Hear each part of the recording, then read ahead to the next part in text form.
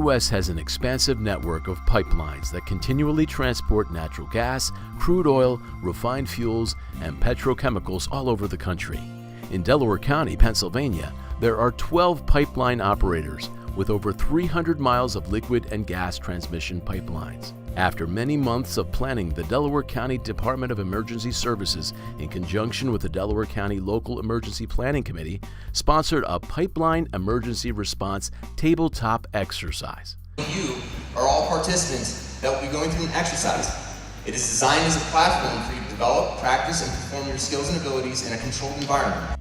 The exercise was held at the Upper Chichester Fieldhouse and was attended by 141 people, including representatives from the Fire Service, Police, and EMS from 15 Delaware County municipalities, a local school district, the Department of Homeland Security, the U.S. Coast Guard, the Federal Bureau of Investigation, the Pennsylvania State Police, the Pennsylvania Emergency Management Agency, local elected officials, 7 liquid and gas pipeline operators, and an oil spill response organization. The exercise scenario included multiple challenges, including a fire, environmental issues, nearby elementary school children, and traffic disruption along local, state, and interstate roadways. Since pipelines are underground and could be subjected to excavation damage and mechanical failure, proper emergency planning by pipeline operators and public sector responders is essential. Data confirms that pipelines are the safest way to transport hazardous materials. This is attributed to investments in integrity management activities by pipeline operators, coupled with strict pipeline regulations.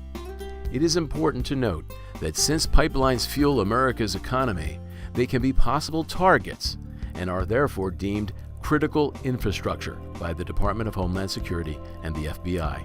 Over the past 2 years, Delaware County, along with local officials, pipeline operators, school district officials, federal and state representatives, emergency responders, and community members, embarked on a pipeline emergency response planning initiative. The primary objective of the initiative was to create and make available to responders and local officials useful resource documents for guidance in developing or enhancing local emergency plans. A major pipeline incident could set off a complex chain of events that could easily compound a response effort.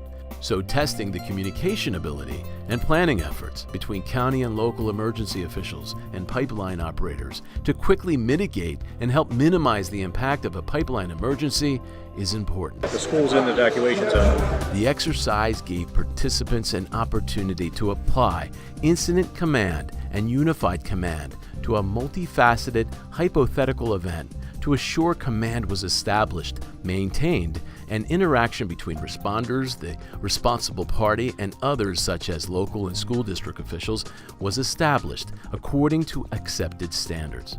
Exercise players had to decide what initial actions to take with the pipeline and product involved, utilize their regular resources, and call upon mutual aid along with pipeline operator resources. The scenario challenged the pipeline operator and the first response organization to establish command and coordinate to effect a dedicated response. The scenario also brought all pipeline operators together to share response protocols. The school provided responders with another set of conditions to work through. Do we shelter or evacuate students? How do we coordinate with school officials? First alarm units were dispatched to the scene. So from the very beginning, when a live call was placed to an actual pipeline control center to alert them to the hypothetical incident, through the attendees' role playing in the respective ICS sectors, the scenario mimicked what could be encountered during an actual emergency response.